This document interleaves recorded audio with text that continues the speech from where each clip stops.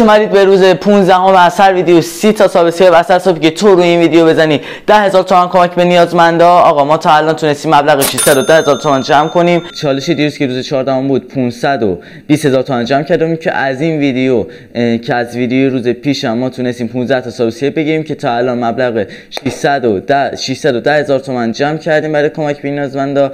آقا از ویدیو روز پیش ما 15 تا سابسکرایب گرفتیم که یوتیوب خیلیاشو پرا، یعنی حدود 7 8 تاشو کلا حساب کرد برای ما و خیلی خوب نیست، ولی باز دم شما میگم که حمایت میکنین.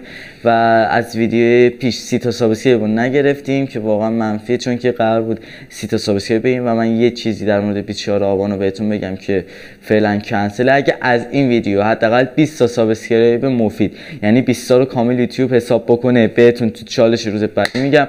اگه نمیدونید چالش چیه، از هر سابسکرایب که تو رو این ویدیو بزنید 10,000 تومان کمک کنم به نیازمندا. وقتی که به 1 سابسکرایب رسیدم و مانیتور شدم این مبلغ رو کمک میکنم بهشون. پس حتما تویی که داری این ویدیو میبینی سابسکرایب رو بزن که کمک برای که تو منبع درآمدی برای کمک به نیازمندا تا روز بعدی، یعنی روز 16 و امیدوارم رونمایی از 24 آبان. فعلا